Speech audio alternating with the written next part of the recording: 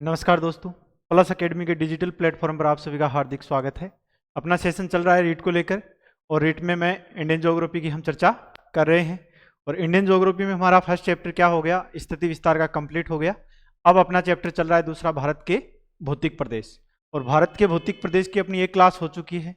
तो देखो, एक क्लास में हमने चर्चा की कि भारत को उच्चावच के आधार पर या भूमिकीय संरचना के आधार पर कितने भौतिक प्रदेशों में बांटा गया है। 4 भौतिक प्रदेशों में बांटा गया है, पर्वतीय प्रदेश, पहाड़ी प्रदेश, पठारी प्रदेश और मैदानी प्रदेश। यह विभाजन किसने किया था? 1964 में प्रोफेसर एसपी चटर्जी के द्वारा यह विभाजन किया गया है। और देखो, ये इसके प्रमाण हमें कहाँ से मिलते हैं कि भारत को उच्चावच के आधार पर 4 भागों में बांटा गया है, भौतिक विभागों में। तो यह प्रमाण मिलता है हमें भारत का राजपत्र या गजेटियर नामक पुस्तक है, उससे हमें यह जानकारी मिलती है। लेकिन देखो, अगर एग्जामिनर क्वेश्चन दे दे कि एनसीईआरटी के अनुसार भारत को कितने भौतिक प्रदेशों में विभाजित किया गया है, तो एनसीईआरटी के अनुसार भारत को 6 भौतिक प्रदेशों में विभाजित किया गया है। 4 तो प्रोफेसर एसपी चटर्जी वाले, 5वां हो जाता है गंगा के मैदान से अलग करके थार का मरुस्थल, और एक आ जाता है द्वीप समूह। लेकिन देखो, जब हम अध्ययन करते हैं कि भारत के भौतिक प्रदेशों का, तो उसमें हम किस किस भौतिक प्रदेशों को लेते हैं? एक तो लेते हैं उत्तरी पर्वतीय प्रदेश को, एक लेते हैं उत्तर के विशाल मैदान को, इसके अलावा लेते हैं प्रायद्वीपीय पठार, एक लेते हैं द्वीप समूह, एक तटीय मैदान और एक थार का मरुस्थल या थार का रेगिस्तान। इनकी हम चर्चा करते हैं। अब हम सबसे पहले चर्चा करेंगे किसकी? हिमालय पर्वतीय प्रदेश की। तो देखो, हिमालय का वर्गीकरण हम करेंगे। कल हमने हिमालय की चर्चा कर ली थी कि यह कितने क्षेत्र पर फैला हुआ है। 5 लाख वर्ग किलोमीटर क्षेत्र पर फैला हुआ है। भारत के उत्तरी भाग में इसका विस्तार पाया जाता है। इसकी आकृति चापागार रूप में देखने को मिलती है। यहाँ पर हम किन किन हिमालयों की बात करते हैं? एक आता है इसमें ट्रांस हिमालय, एक मुख्य हिमालय और एक आता है पूर्वांचल की पहाड़ियाँ, जिनमें सबसे मुख्य हिमालय की हम चर्चा करेंगे।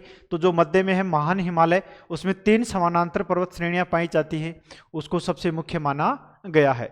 तो देखो, अब हम बात करते हैं कि हिमालय को कितने भागों में विभाजित किया गया है। तो देखो, हिमालय वर्गीकरण के आधार पर हम देखें तो 3 भागों में हिमालय का हम वर्गीकरण करते हैं। उन 3 भागों की हम बात करें तो एक तो करते हैं भौगोलिक अवस्थिति के आधार पर हिमालय का वर्गीकरण करते हैं, एक करते हैं अनुदैर्ध्य या समानांतर वर्गीकरण के आधार पर, इसके अलावा एक करते हैं अनुप्रस्थ या समकोणीय वर्गीकरण। देखो, अनुप्रस्थीय या समकोणीय वर्गीकरण है, यह 2 नदियों के आधार पर किया जाता है। और यह वर्गीकरण किया था सिडनी बुराड़ ने। किसने किया था? सिडनी बुराड़ ने नदियों को आधार मानते हुए अनुप्रस्थ या समकोणीय विभाजन किया था। अब देखो, सबसे पहले हम बात करें भौगोलिक अवस्थिति के आधार पर हिमालय के वर्गीकरण को हम कितने भागों में बांटते हैं? मुख्यतः 3 भागों में बांटते हैं। कितने भागों में? 3 भागों में, जिसमें एक नाम आता है ट्रांस हिमालय, मुख्य हिमालय और एक आता है पूर्वांचल की पहाड़ियां। अब 1 बाय 1 हम इसकी चर्चा करेंगे। सबसे पहले किसकी चर्चा करेंगे? ट्रांस हिमालय की चर्चा करेंगे कि ट्रांस हिमालय की कैसी क्या विशेषता है। तो देखो, ट्रांस हिमालय, सबसे पहले किसकी बात करेंगे? ट्रांस हिमालय। ट्रांस हिमालय को और किस नाम से जाना जाता है? परा हिमालय भी बोला जाता है। यह किस क्षेत्र में आता है?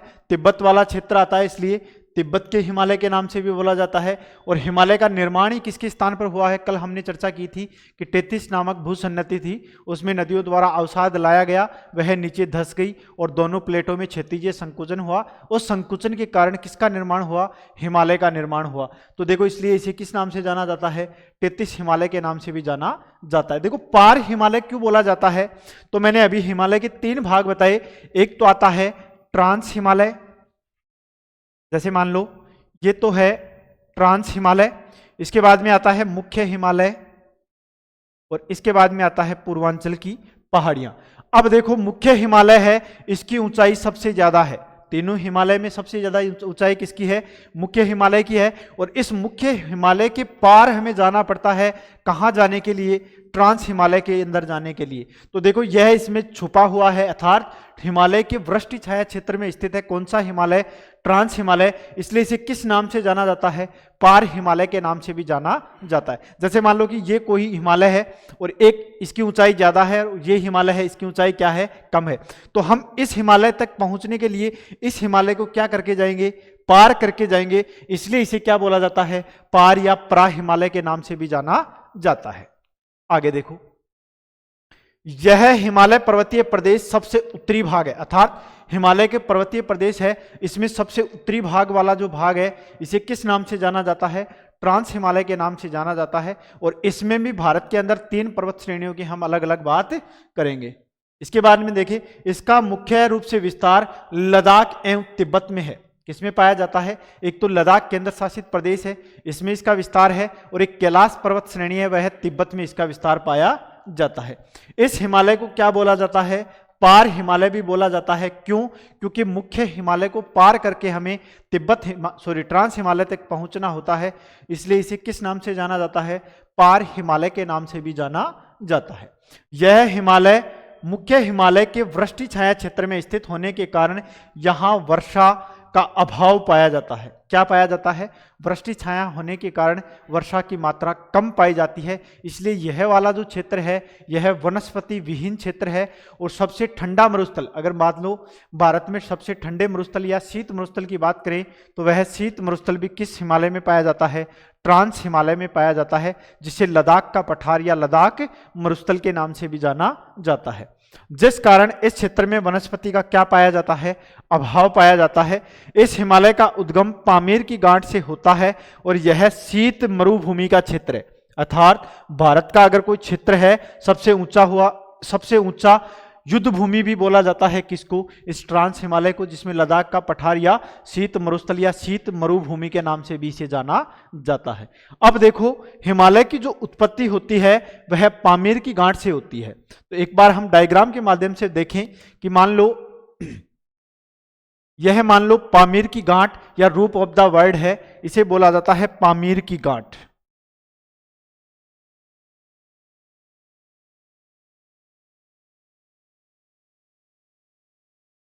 इस पामीर की गांठ से बहुत सी पर्वत श्रृंखलाओं का क्या होता है? उद्गम होता है। तो देखो, उन पर्वत श्रृंखलाओं की हम बात करें तो चाइना की तरफ उत्तर पूर्व में एक पर्वत श्रृंखला जाती है, उसे बोला जाता है तिएन शान। इस नाम से जाना जाता है, तिएन शान के नाम से। फिर इस तिएन शान के दक्षिण में पूर्व दिशा में एक पर्वत श्रृंखला जाती है चाइना की तरफ, इसे बोला जाता है कुनलुन शान।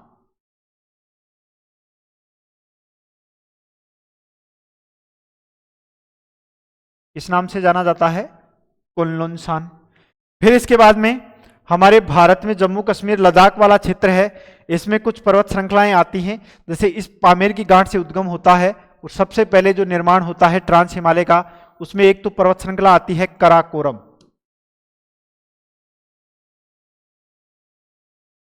इस कराकोरम के दक्षिण में जो पर्वत श्रृंखला है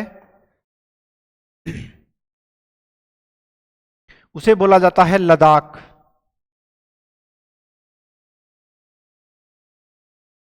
लद्दाख श्रेणी। और लद्दाख श्रेणी के दक्षिण में जो भारत में स्थित पर्वत श्रेणी है उसे बोला जाता है जास्कर। इस नाम से जाना जाता है जास्कर। ये तीनों तो भाग हैं किसके? ट्रांस हिमालय की। अब आएगा अपना मुख्य हिमालय या महान हिमालय, तो उसकी चर्चा करें तो इसकी लंबाई लगभग 2400 किलोमीटर है और यह चापाकार आकृति में फैला हुआ है। ये वाला जो भाग है यह है महान हिमालय। कौन सा है? महान हिमालय। महान हिमालय के दक्षिण वाला जो भाग है उसे बोला जाता है लघु हिमालय। कौन सा है? लघु हिमालय। लघु हिमालय के दक्षिण में जो भाग है उसे बोला जाता है शिवालिक हिमालय। इसे किस नाम से जाना जाता है? शिवालिक हिमालय।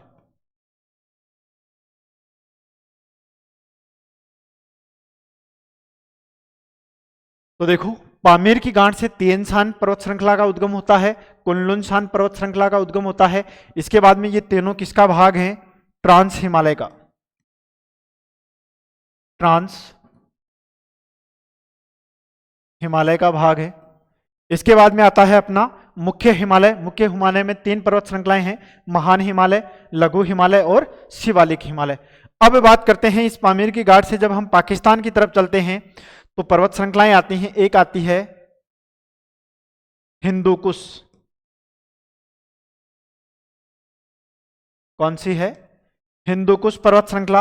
हिंदुकुश पर्वत श्रृंखला के दक्षिण में जो पर्वत श्रृंखला आती है उसे बोला जाता है सुलेमान।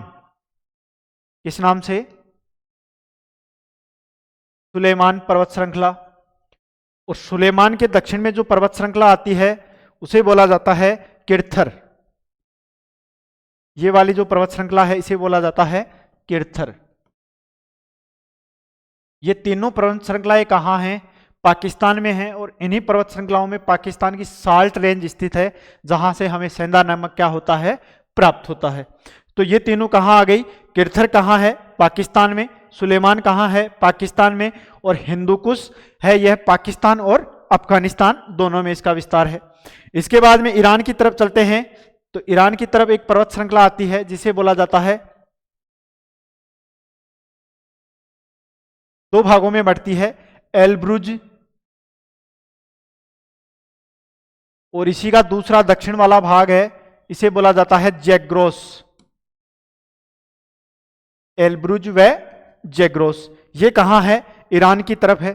फिर इसके आगे आर्मेनिया की घाट से यही पर्वत श्रृंखला फिर से दो भागों में बढ़ती है, इसे बोला जाता है पोंटिंग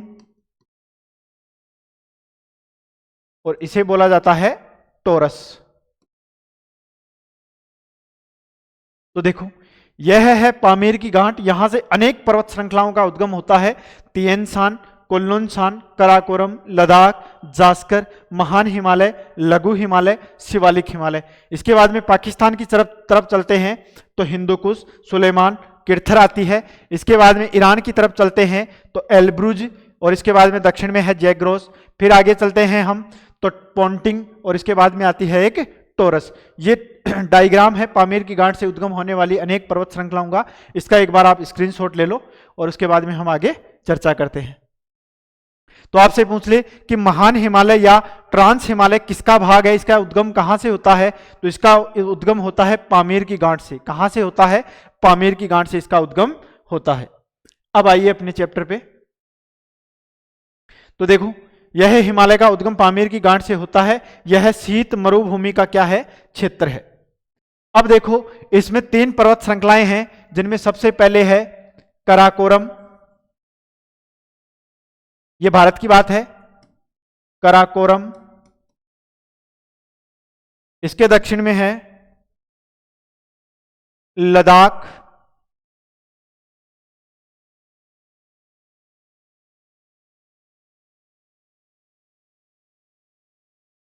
और भारत में इसके दक्षिण में तीसरी जो पर्वत श्रृंखला है उसे बोला जाता है जास्कर।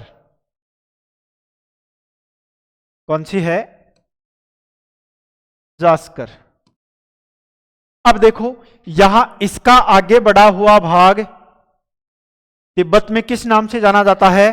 कैलाश पर्वत श्रेणी। किस नाम से जाना जाता है? कैलाश पर्वत श्रेणी। और ये तीनों के तीनों किसके भाग हैं? चारों के चारों ट्रांस हिमालय के। किसके भाग हैं? ट्रांस हिमालय के। और ट्रांस हिमालय को किस नाम से जाना जाता है? 33 हिमालय भी बोला जाता है, तिब्बत हिमालय भी बोला जाता है और परा या पार हिमालय के नाम से भी जाना जाता है। आगे देखिए, ट्रांस हिमालय क्षेत्र की उत्पत्ति एवं संरचना आदि का अध्ययन किसने किया था? स्वेन हेडन ने। किसने किया था? स्वेन हेडन ने। और ट्रांस नाम किसने दिया था? ट्रांस जो नाम है यह नाम भी किसने दिया था?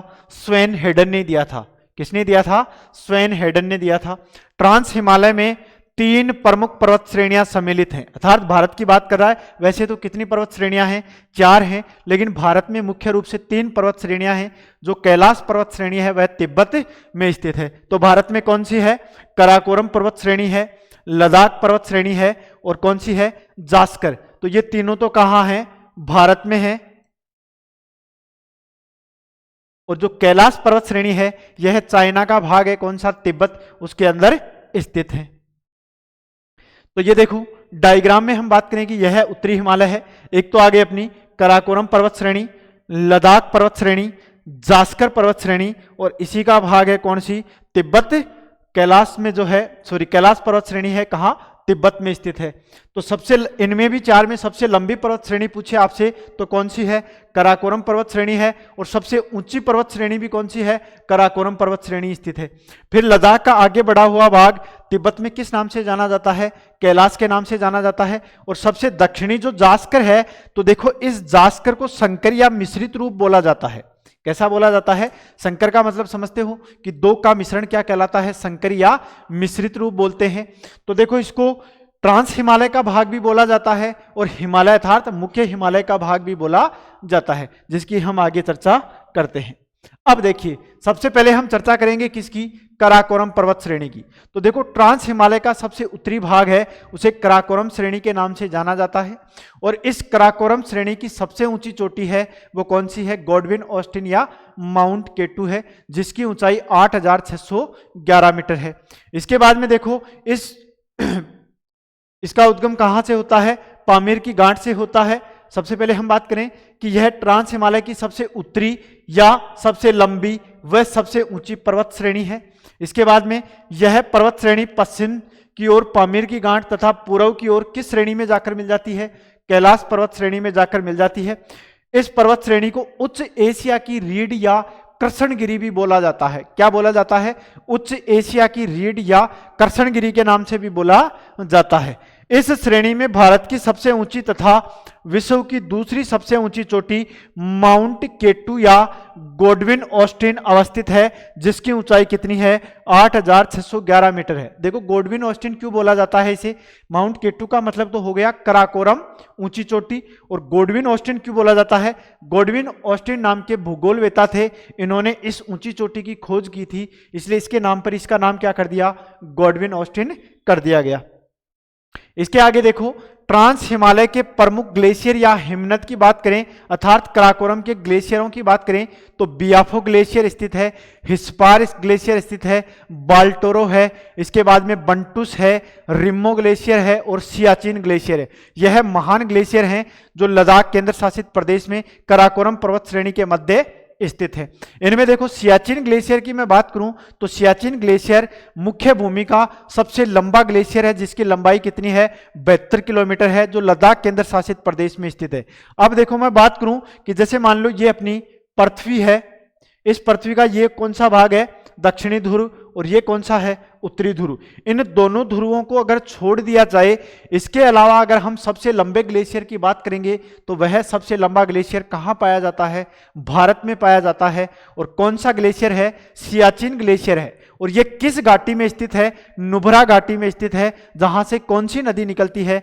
नुब्रा नदी निकलती है। तो देखो दोनों उत्तरी ध्रुव पर बर्फ से ढका हुआ है और दक्षिणी ध्रुव भी बर्फ से ढका हुआ है। इन दोनों ध्रुवों को छोड़कर अगर सबसे लंबे ग्लेशियर की बात करें तो सबसे लंबा ग्लेशियर अपने भारत में स्थित है, जिसका नाम कौन सा है? सियाचिन ग्लेशियर जाना जाता है। अब देखो प्रमुख ग्लेशियरों की बात करें तो बाटूरा जो ग्लेशियर है हुंजा घाटी में स्थित है, जहां से कौन सी नदी निकलती है? हुंजा नदी निकलती है।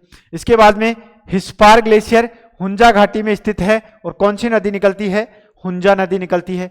इसके बाद में बिहापो ग्लेशियर सिगार घाटी में स्थित है और सिगार नदी निकलती है। बाल्टोरो जो ग्लेशियर है सिगार घाटी में स्थित है, सिगार नदी निकलती है। रिम्मो जो ग्लेशियर है यहां से शोक नदी बेसिन निकलती है।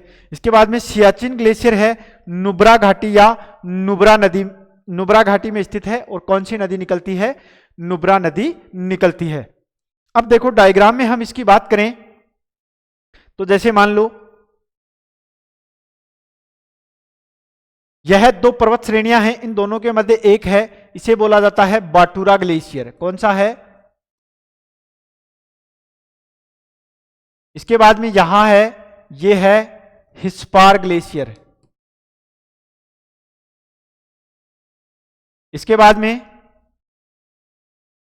ये वाला भाग है, यह है बंटुस। कौन सा ग्लेशियर है? बंटुस। इसके बाद में यहां है बियाफो ग्लेशियर। कौन सा है? बियाफो ग्लेशियर। इसके बाद में यहां पर है रिम्मो ग्लेशियर। कौन सा है? रिम्मो ग्लेशियर। इसके बाद में जो सबसे लंबा ग्लेशियर है वो कौन सा है?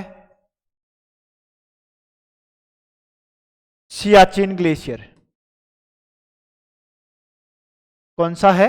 सियाचिन ग्लेशियर है, जिसकी लंबाई लगभग कितनी है? 72 किलोमीटर। तो देखो, बांटुरा, हिस्पार, बंटुस, बिहापो, रिम्मो और सियाचिन ग्लेशियर किस पर्वत श्रेणी में स्थित है? कराकोरम पर्वत श्रेणी के मध्य स्थित है। आगे देखो, नोट, सियाचिन ग्लेशियर भारत का सबसे बड़ा ग्लेशियर है, जिसकी लंबाई कितनी है? 72 किलोमीटर है, जो लद्दाख के उत्तरी पूर्वी भाग में स्थित है। अभी डायग्राम में हमने क्या बात की? लद्दाख के किस भाग में है? ये लद्दाख का कौन सा भाग है? उत्तरी पूर्वी भाग में स्थित है। कौन सा ग्लेशियर? सियाचिन ग्लेशियर स्थित है। इसके बाद में आगे देखो, कराकोरम श्रेणी के प्रमुख ग्लेशियर की बात कर ली, अब हम बात करेंगे कराकोरम श्रेणी के प्रमुख दर्रों की। तो देखो, इसमें एक तो कौन सा दर्रा है? कराकोरम दर्रा है, कारातागला है और अघिल दर्रा है। ये सभी दर्रे ट्रांस हिमालय को मध्य एशिया या चीन का एक क्षेत्र है, कासगर क्षेत्र। कौन सा क्षेत्र है? कासगर क्षेत्र से जोड़ते हैं। अब देखो, इनकी दर्रों की हम मैप में बात करें तो एक तो आता है कराकोरम दर्रा,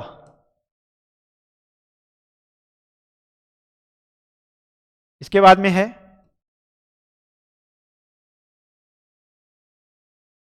अघिल दर्रा, इसके बाद में है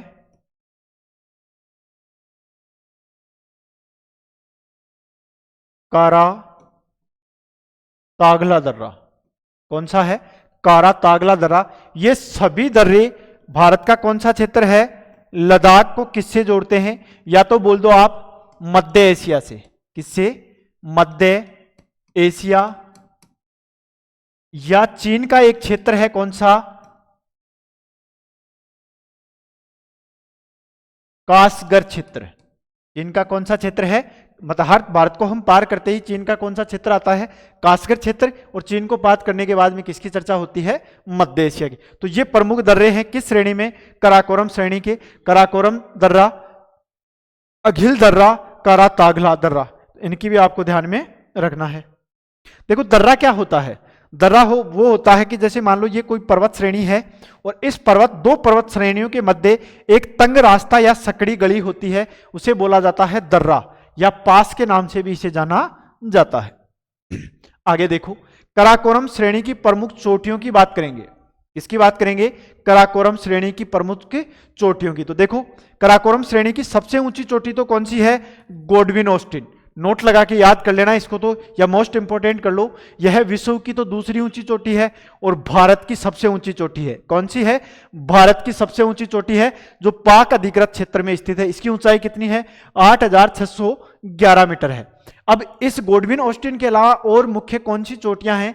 तो मासरब्रूम है, जिसकी ऊंचाई 7,821 मीटर है। इनकी ऊंचाई आपको याद नहीं रहे तो भी कोई बात नहीं, आपको किसकी याद करनी है? गोडविन ऑस्टिन की ऊंचाई याद करनी है। इसके बाद में है गासरब्रूम, इसके बाद में है हिडन पीक। तो ये यहां की प्रमुख ऊंची चोटियां हैं। इस क्षेत्र में क्या पाए जाते हैं? दो कुब्बड़ वाले ऊंट पाए जाते हैं। क्या पाए जाते हैं? दो कुब्बड़ वाले ऊंट भी पाए जाते हैं। किस क्षेत्र में? कराकोरम पर्वत श्रेणी में। तो देखो, इसी श्रेणी में हम ऊंची चोटियों की बात करें तो यह जो ऊंची चोटी है, यह है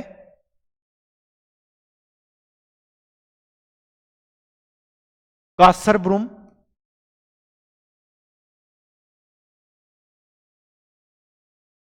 इसके बाद में सबसे ऊंची चोटी है वो है कौन सी? केटू। ये डायग्राम भी बना लिया करो ताकि आप पढ़ो तो आपके दिमाग में रहे कि कौन सी किस दिशा में है, कौन सी किस दिशा में है। इसके बाद में यहां एक ऊंची चोटी और है, मासरब्रूम। मासर ब्रूम। इसके अलावा यहां एक ऊंची चोटी है